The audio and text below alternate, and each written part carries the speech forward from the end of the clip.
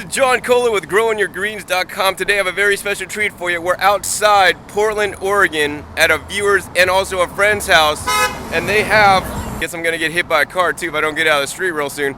This is about a 3-acre plot, and they're cultivating about 1 acre so far. They don't really have a front yard, but they got their whole backyard decked out permaculture style, including a Cobb bus stop that they built in partnership with the local public transportation.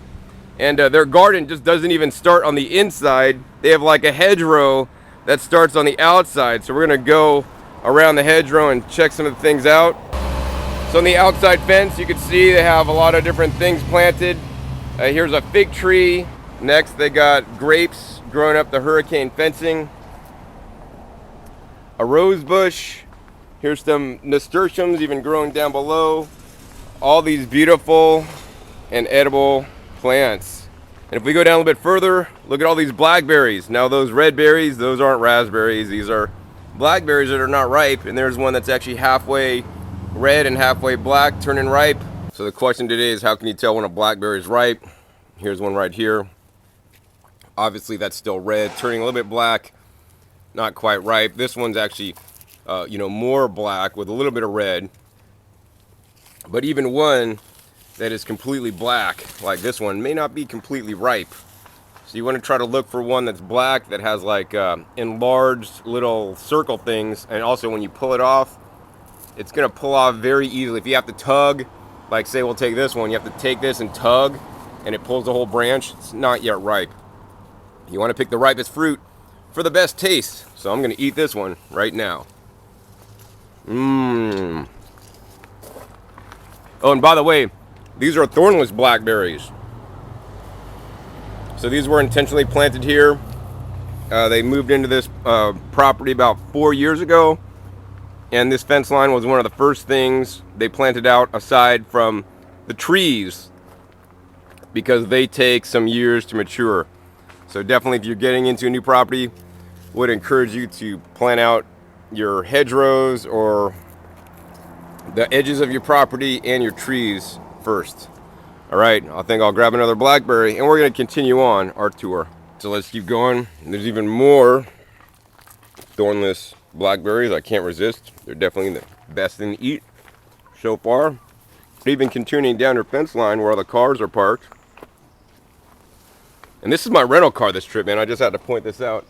This thing is like, I thought they only had these cars in Europe. I mean, this thing is tiny. I got the economy. And I mean, that thing's so small. It's like, I mean, the smart cars are smaller, but this thing is like super tiny. So it's kind of funny. It had a sign on it at the top, like it said, need more luggage space when I go to rent it. And they're like, you sure you don't want a bigger car? I'm like, no, I'm good. It's just me. But good thing is it gets good gas mileage. Anyways, so walk along the edge of the property here, and more raspberries she planted down over here. And this is on the edge of the property. I mean, this isn't even inside the property yet. So, around the edge of your property, definitely plant some fruits, trees, shrubs, and even edibles. I mean, there's dandelions growing down below. And here's a big pile of wood chips that we'll talk about more in just a second. Keep on going. Here's another area. There's another fig tree. There's some mallow. Beautiful purple flowers. Some echinacea. Oh, and the one thing I want to let everybody know is that, oh, and here's some more blackberries. And these are thorn blackberries. So these have the thorns. The one down in the front there didn't. These were naturally occurring. So man, look at these berries. They're definitely ripe and ready to eat. And this is where her property line ends, and that's her neighbor's. Oh, and here's a really cool tree, man. I haven't ever seen one of these before. This is a linden tree. Linden tree is also known as Tilia cordata. And this one's actually, I think, from the East Coast. And a lot of East Coast people may have these trees as landscape trees. But what many people don't know is, especially when you get the new growth on these trees, you can eat the leaves. Yeah, so you can eat the leaves of this tree, and I've been wanting to actually get one of these trees. Well, one of these days when I have a lot of space, I'm going to grow one of these. So we're just going to go ahead and pick a leaf here and eat it. Nice flavor. Definitely nice addition to a salad or to add to a green smoothie. I might consider that more of a famine food, but delicious nonetheless. I think it tastes better than rose leaves, personally. Anyways, it's time for my next break because I got to eat some ripe blackberries. So now we're going to walk into the garden and see what we got. Well, right here looks like we got a lot of riprap. So they've been using a lot of the riprap or the concrete that have been getting torn up when they're redoing sidewalks. And actually they told me they even bought some because they needed a whole bunch. Because we are on a great slope here, it goes down. They've been building retaining walls out of the riprap as a free local resource, which we'll see in a little bit. They also edge and line some of their raised beds with this same riprap. So definitely really cool to use a resource that would otherwise go to the landfill as a valuable construction aid to build your garden. And here's just some of it right here. But the first thing we're going to do is we're going to head to the back where I see a beehive, and we're going to talk more about the bees and the roles that it plays in the garden. So no garden would be complete without a beehive. That's one of the reasons why this garden is so productive. And besides the hive right there, there's also some bee-friendly plants planted nearby, such as the borage over here. And here's some mint. Here's the bees just collecting the pollen. And right in front of the hive, you can see where the bees enter the hive. There's a flight path, so you can just see the bees flying off, much like the airport. They're just all going up the path. Let's see if we could get a close-up shot here. And if you look really closely at the bees, right now they're just super collecting pollen. I'll walk in and see some of them, you know, have the pollen. Oh, there was one. Big things of like bright yellow pollen that they're collecting. So while we could let our bees collect pollen, we could also just eat the pollen directly from the flowers ourselves. So some people might be scared, like, whoa, John, you're gonna get stung. Well, you know what, I'm not hurting them and they're not hurting me. Now if I tried to like get my fingers in the hive or start screwing with them, yeah, I better watch out, because there are definitely a lot of bees here. So this one little hive is enough to produce honey for their family. They'll maybe harvest 2 boxes and leave 2 boxes for the bees at the end. And I really like the design of this hive a lot. Next, let's talk about this big mound right here. This is a big mound of wood chips. And this is how they've pretty much built most of their garden. With these wood chips that they get dumped for free. You know, landscapers and people that trim trees, they need to get rid of this stuff. And they could take it to the dumps and pay to dump it, or they could come here and dump it for free. And I mean, this is a huge pile, and they've calculated how many truckloads of wood chips they've gotten, and it's like, I don't even want to quote the exact number because I don't remember, but it's a lot of truckloads of wood chips. And I mean, this whole garden that we're seeing here, this is all a big major slope, and to build their soil, instead of bringing in compost, it's really expensive. They get wood chips and things like cow manure that's basically free, and they've you know, mulched a lot, and the wood chips have broken down over time, and that's what they're growing in. So I mean, this is one amazing garden. They got a little hoop house and all these different areas where they protect the crops from the deer that come in from down the hillside over there, because this is just a wildlife area. So this whole property is 3 acres, and approximately 1 acre is under cultivation. So let's walk around the property and show you some of the cool features and some of the cool plants that they're growing here. So she has a lot of just areas with things growing like natively that are unprotected. So like in this area, there happens to be a olive tree right there, and there's the back of the berries. Oh, this is a really cool plant right here. This one's called Aronia, and you can see these guys almost look like little blueberries hanging on this plant. The One Green World was selling these, and look at these, man, all these Aronias on here, and these are really high in pigments or antioxidants. Look just like blueberries. Let me tell you how these taste. Well, they don't taste like blueberries. To me, they taste like a cross between like a pomegranate tartness and also a blueberry. It's probably also very important. You get them and eat them as ripe as possible. You can see some of the raised bed here is made with the riprap on one side, And because they do have deer here, this enclosure is made with some galvanized welded wire fencing, using some T-post. And normally this would be closed. And I asked her, well, can't deer jump this high? And she said, yes, they can. But if the garden is a narrow bed, like, I don't know, it looks like maybe this is maybe 15 feet wide, the deer need a running jump to run and then jump over. But the problem lies is because it's a lot longer, so they could take a running jump the length direction. So the solution for this would be to have two fences, and only this high, but have them 5 feet apart, because they can't jump a double wide fence like a hurdler could when they're running a race. So in this raised bed, there's a whole bunch of stuff growing on. I see some squash here and more squash and chard. The borage, definitely good for the flowers. For the bees we just saw, also you could eat the leaves, they're edible.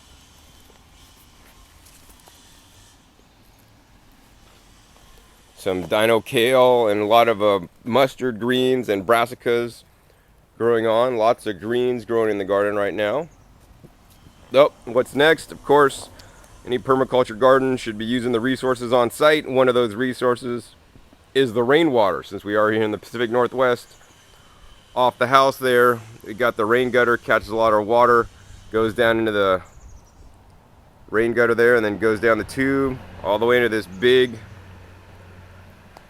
collector, 1,500 gallon tub here, and this takes about a month to fill in the rainy season, and that's a lot of water. So you can be more sustainable by harvesting your water in a big water tank like this, or even a smaller one. Over in this area, there's a goji berry plant, or goji berry tree. I don't know if I'd call it a tree, more of a shrub.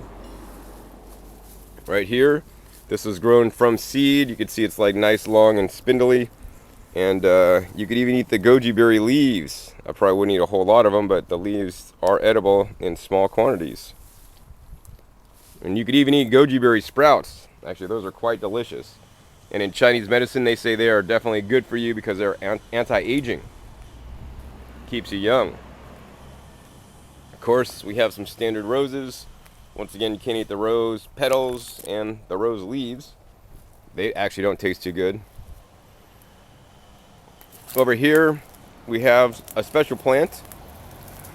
This is the Impatiens. So the Impatiens, these flowers are quite beautiful, and they're also edible. Maybe I'll go ahead and pick one of these guys and see how they taste. Good flavor. So the cool thing about this plant is if you go up to a seed pod and you touch it very gently, you can see it just blows up and it distributes the seeds everywhere. And there's a seed in my hand that I'll have to grab and save now. See if we could do that again here. So you go up to a seed pod, very carefully touch it. Whoa, and you see the seeds? It just blew up in my hand and it distributed the seeds everywhere. Here's another one. Oh man, did you see that? I just touched it and it just blew open. Whoa, I think seeds still hit me in the head somehow. That's amazing. Alright, let's try to do this one here. Let's see, watch that very carefully. Once again, this is the Impatiens. You touch that, and look at that, was slow motion. It just totally curls up and it explodes the seeds out in the air so the seeds are distributed. And that's an amazing plant. And flowers taste good and the seeds explode. Exploding Impatiens. So you remember seeing that bus stop, right, from the front? Here's the bus stop from the back. Check out how cool this is, right? So that bus stop had a cover on it, and it was basically a fabric cover up on the top here. So because it rains a lot here in the Pacific Northwest, it rains down that, so the water goes down into the gutter. The gutter goes down into the water saver diverter, and this diversion then goes through this hose, and the hose then goes into this rain barrel collection system that looks like two barrels that are tied together. And then out of that they have a spigot and a hose coming out so they can water their garden with free water from the bus stop. Now that's ingenious. Also, there's a cob wall here in the front that we didn't get to see earlier with a nice roof on the top. And even more cool in here, check out what they're using for mulch. So besides just the wood chips, they're using something else really cool. Those are walnut shells. So they have a industrial sized nut cracker that cracks all the walnut shells, and you got to dig the nut out. So they buy a lot of them, and I mean that's just, it looks really cool to use the walnut shells as a mulch. I know in Hawaii they use the coconut shells as a mulch, but here they're using the walnut shells. Here's a pretty native area with not too much edible growing on, although there's some fuchsias, and yes, you can eat the fuchsia flowers. And also over here are some hostas. So they told me that you can't eat the hostas, the leaves, but it looks like the slugs also like to eat the hostas as well. So now we're around the front of the house, and now we're gonna walk around the side to the backyard and check out what's growing on back there. So pretty much the land used to look pretty much like this before they did a lot of clearing. You can see in this area here, it's just like a grassy field that they've started to plant trees first. So that's what they're doing first. They're gonna make this all into gardens pretty soon. But the first step is that they started planting trees.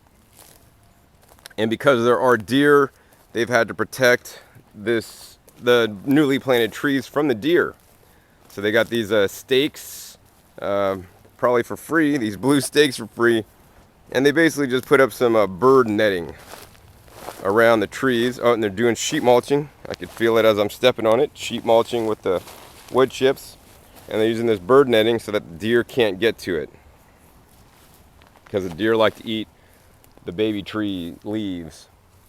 Oh, and this is really cool. Here's a pre-existing wild plum tree. You can see some of the plums on here.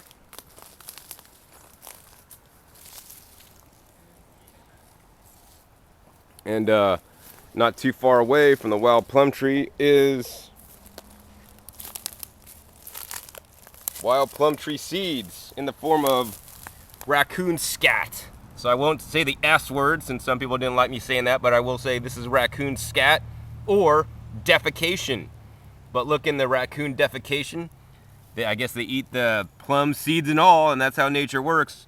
That seed now has a really nutrient dense wrapper so that they can now actually grow into a new tree. So really cool. I can't remember the last time I've eaten a plum seed. Maybe I was 5. All right, let's continue on. Here's a tree here that looks like the deers broke through, and they basically stripped all the leaves off the bottom part of the tree, and I guess it only goes so far until they can't reach anymore, so all the leaves are up in this area. So it's really important. That's one of the challenges they've had here with the deer is, keeping them out. You see over yonder there, we might look at it a little bit later, is a deer fence, which goes up actually 7 feet high. And they said that was kind of effective until, it kind of got knocked over and the deer would break the top part of the fence, and because they're just wires versus having, the welded wire fence all the way up. And they said if they're going to do it again, they'd probably put like 2 short fences, maybe 5 feet tall, like 5 feet apart, because once again, deers can't do that double jump thing like we would be able to. They need a running start. But I mean, a lot of this area used to look just like this, and this is what I really want to show you guys. I mean, this is all blackberry, and these aren't the thornless blackberries. These are the thorn blackberries, and some ivy growing down in this little gully. And it really is this steep. You can't really see that on the camera. But they've been slowly filling it in with wood chips to build up the soil and also contour the land, and also using the riprap to, basically make retaining walls so that they can grow down the slope. So here's another area. This is just basically a tomato patch. For the most part, they have just all these tomato plants planted in the ground that are just all vining up and all over. But here's another cool one that I like a lot, and my longtime viewers may know this is yacon. Has a nice furry leaves, and yes, this plant is about 5.5 feet tall. Follow it down, and you can eat the leaves of the yacon. They use it as a medicinal or a tea. And man, goes down, the stalks nice and thick, and looks like it's growing well. And they had told me that they got a 5-gallon bucket's worth of harvest off one plant, so that's definitely impressive. But man, they got so many tomatoes Here's some more hiding all below this whole tomato thicket. Well, and I could vouch, they're definitely good. Mmm. All right, let's continue on with our tour. So over in this area, they have a collection pool of water that duckweed naturally started growing in. And yes, you can eat the duckweed. And also, guess what? Ducks like to eat duckweed. You could also use the duckweed as a fertilizer source for your plants. Over in this area, they have a nice arbor here with grapes growing up it in a much smaller water storage container here. It's about a 300 gallon, I believe. And those are nice and small and they could fit many places. But the best bang for your buck, if you could afford it, is get the largest one you can afford. Because these ones really don't hold as much as that large one. The large one doesn't take up too much more space. Here's another unique idea to use. This is basically the hog panels. And these are long hog panels, you could see. And what they've done, let me back up here a minute. They've basically taken the hog panels and stuck one end in the ground there. It goes up and then up and over, forms a nice arch, and then down. So you could simply do this to grow some grapes like they're growing next door, but they're growing kiwi vines up this, which looks really nice. You could also use this between your raised beds to let things grow in between raised beds or even over your raised beds to grow vertically if you need to. Now they don't need to grow vertically here because they have a lot of space, but this is just gonna make the kiwi pickings a lot easier once they start fruiting and going off, because you could literally just walk underneath here and all the kiwis are going to be hanging down from this one day. So this will take us into the main part of the garden here, where you could see they're using some of that riprap to make nice walls and define the edges of their garden. Now they have so many things growing on here, and I'm afraid to say that I don't even know all the plants they have growing here. I know a lot of the common vegetables, but because they're also into wild foods and harvesting wild foods, they've harvested wild foods and are now cultivating the wild foods in their garden. There's a lot of plants that I actually don't know, so I'm very envious of this garden. And this is probably the coolest garden that I've ever visited so far, and I strive to have a garden looking like this one day with all these things just naturally growing. And they don't really even trellis things up because, once again, they don't have to. They have so much space and they have such wide variety of foods growing, not only common fruits and vegetables, but even uncommon ones and weeds too. Oh, here's a cool one. Here's some beans that are striped green beans, purple striped green beans. Here's some tomatoes once again, and I was talking to them and they said that the tomatoes that grow best here are the smaller varieties of tomatoes and cherry tomatoes, because last year they tried to grow a lot of the larger varieties. They just didn't quite ripen up right. Oh, and here's another one. Garbanzo beans. They're growing garbanzo beans. So garbanzo beans are a bean legume, so they also will fix nitrogen, and they also like to eat the green garbanzo beans as well. Of course, down here they have mallow, and they don't pull the mallow when they see it. They just let it grow because, once again, mallow is a very important food. Oh, and here's an asparagus patch. I mean, I could just take one turn and there's even more stuff to look at. Here's another plant, and this isn't necessarily a common fruit tree, but you guys may know what this is. These are elderberries. So elderberries, not the sweetest berry, but they're really rich in pigments and antioxidants that can be very healthy. Next, over here, next to the nasturtiums growing, and some mint, they have one of my favorites, alpine strawberries. Whoa, and guess what? That one came off in my hand, so I guess that means I'm supposed to eat it. Wow, amazing flavor on that. Let's continue more. So the garden style here is more natural and laid back, not planted in rows. And optimally, if I had lots of space, I wouldn't care about the rows either. I'd frankly probably just plant like this and have a wild garden. They have all kinds of things mixed up, planted, things like chard growing next to the mallow, next to some collard greens, more chard, basil, and they're growing the banana squash this year. There's one just starting to grow Nice and huge. Oh, but you got to look at these cabbages. These cabbages are amazing. I mean, this looks like some kind of artwork photo that you'd take, picture on a wall. I mean, just the colors of these guys. And man, that thing is so huge. I mean, can't tell the size of that until I put my hand up to it. I mean, that thing is like way larger than my hand. That's a lot of food right there. Oh, and they're even experimenting and growing some cacao pumpkins this year that maybe aren't doing so well. So they're not having good luck with cacao pumpkins like I am. But they just have a mixed garden with all kinds of things. Oh, here's another cool one. This one's quinoa. So the quinoa, they're growing quinoa. And once again, you can't eat the quinoa leaves. These are very closely related to lamb's quarters, the green lamb's quarters, and you can see the stalk on these. It's one of the ways you could tell. It almost looks like a candy cane pole going up. It's just green and purple striped. And right down below we have some magenta spreen lamb's quarters. I find that if you want to grow them for a leafy green, the magenta spreen might be your best bet. They seem to leaf out and make nice large leaves, and they don't go to seed quite as quickly. Next door here, they have some amaranth. You can tell by the amazing flower. That is nice and soft.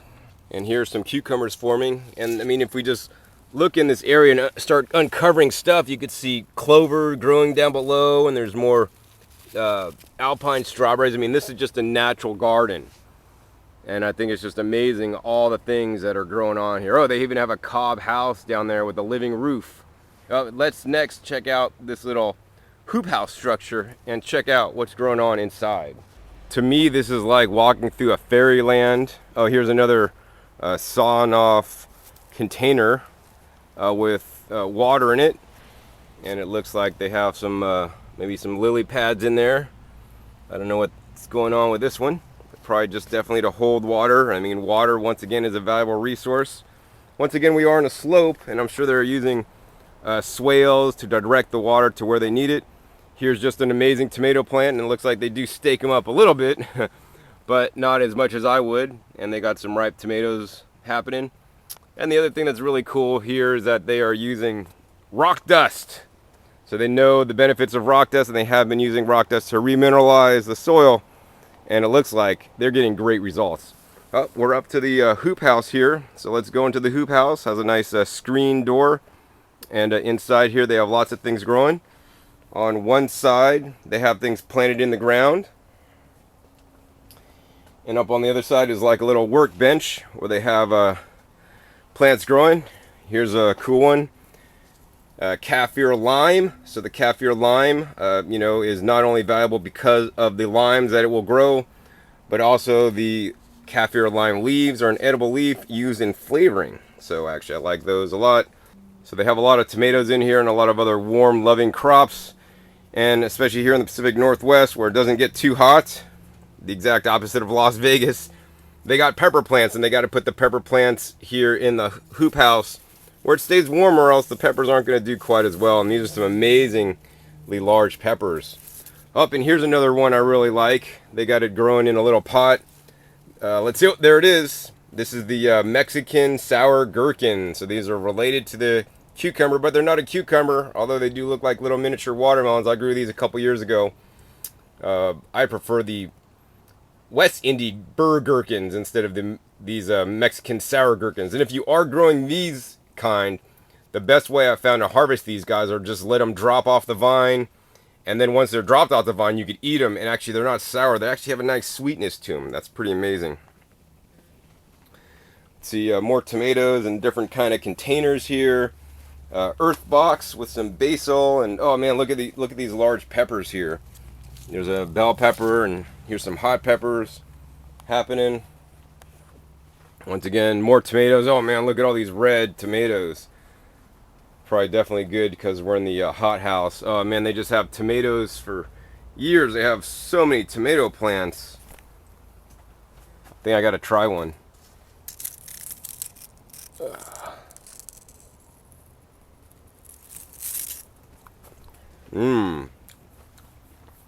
That's a good one. So here on the other side, they have another cool plant. This is the red orach, O-R-A-C-H, or auroch. And I've never really seen a large one like this. These also self-seed. That's one of the goals that they have here, is to have things just be self-perpetuating and have things self-seed. So they're letting these ones grow. And on these guys, these are actually little seed pods. Let me show you the difference here. These are the leaves. And as we go up to the top, it probably had flowers. And then actually these are the seed pods. So each one of these, which looks like little leaves, if you really look it up and hold it up to the light, you can see there's little seeds inside there. So when you break into what looks like the little leaf right there, you get the little seed right there. Now that seed right there probably isn't fully ripe and mature yet. It looks still a bit green to me, even though it is red. But here are some seeds that are ready to get harvested right next door. They got some cool things growing. Some basil in pots. Some dianthus flowers. They're also edible. More basil, magenta spring lamb's quarters. Some cucumbers, the auroch that we just talked about. And check it out. Here's some cucumbers. Man, these things are huge, ready to be harvested. So we're going to go ahead and snap one of these off. And I'll tell you how they taste. Man, that's one nice cucumber. This looks like maybe like a bush style cucumber. It's going to have nice skin, not too bitter. Man, that's the best cucumber I've had since I've been in Oregon. I can't wait to get home to eat some of my cucumbers. Anyways, let's head out and see what else we could find that's growing on. So behind the hoop house that has a little window in it, they have an area that has the concrete riprap stacked up as a little retaining wall to make a growing area. And in this growing area, they are growing some watermelons. So I'm like, wow, you guys could grow watermelons here in the Portland area. And yes, you can. So they're growing the smaller varieties of watermelons. The other thing they did was they put this black fabric down so that it heats the soil up so that the watermelons could get as warm as possible. And yes, you could get some watermelons too. So you know what? I want to encourage everybody to always try and grow new and different things and see what works and see what doesn't work. And if something works, continue with it. And if it doesn't work, then maybe try something else and see if you could get excellent results. And here is some amazing horseradish. This is some of the biggest horseradish leaves I've ever seen. These things are like super tall. They're at least 3.5 feet tall, this horseradish. So must be some good eating underneath if they dig the roots up. Looks like some carrots just planted inside a container.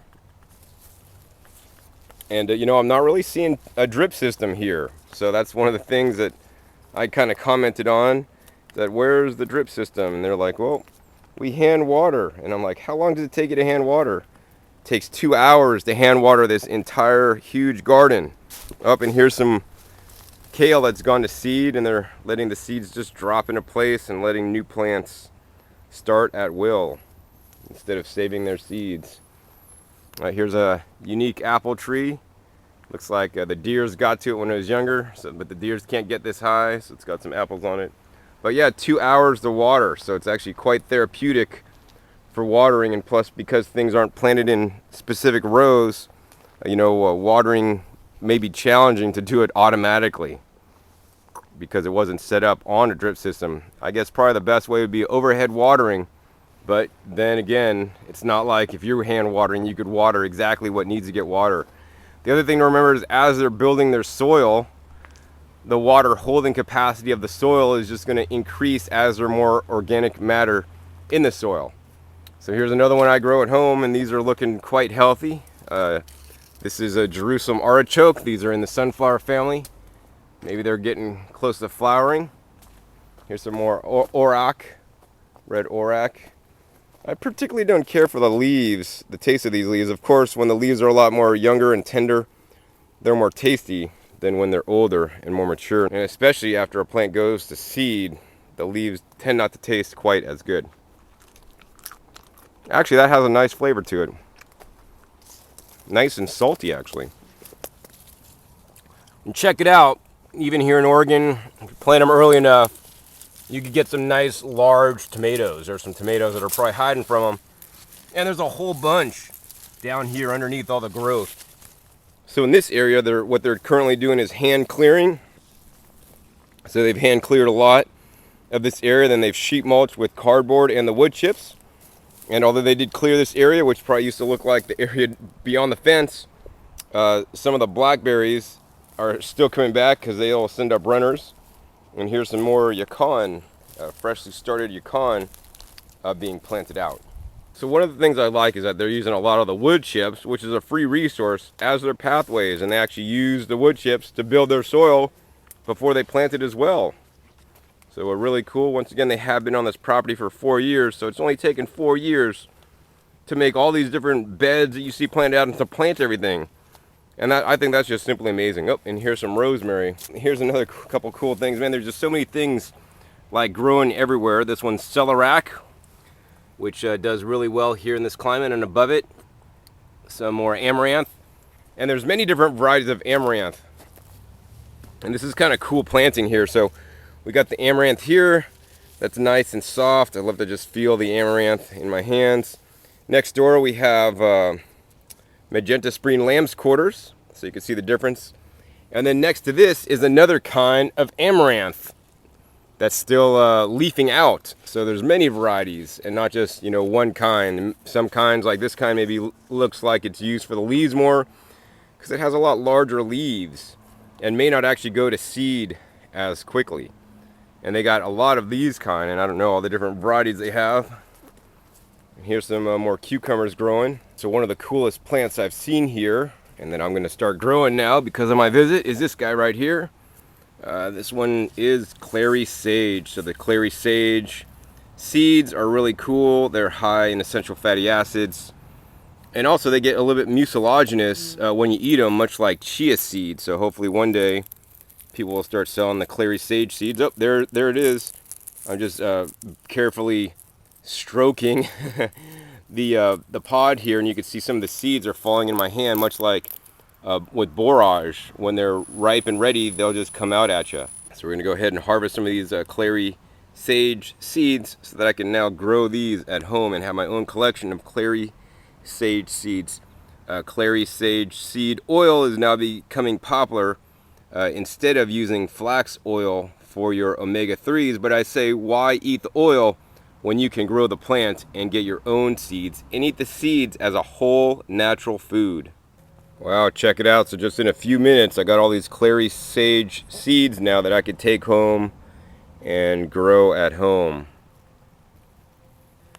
So the easiest way is I'd go up to a plant, and I can't really do it one-handed because I got to hold the camera, but I'd go up and I'd squeeze these guys, and the seeds that you could see maybe inside the middle of where the flowers used to be just drop out in your hand. And I've had definitely a handful. That actually make a nice mouthful to eat if you want to eat them.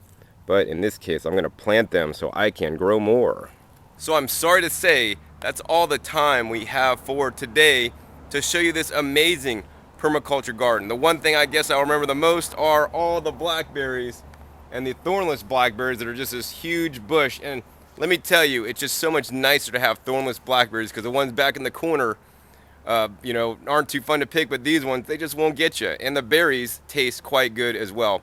But anyways, this permaculture garden is amazing. They grow more than enough food for their family, and they have extra to give to people in need. So I think that's wonderful and great, and they have so much diversity. This is easily the best and coolest permaculture garden that I'd ever dreamed of, and one day I hope to have something like this as well. Once again, this is John Kohler with growingyourgreens.com. We'll see you next time, and keep on growing.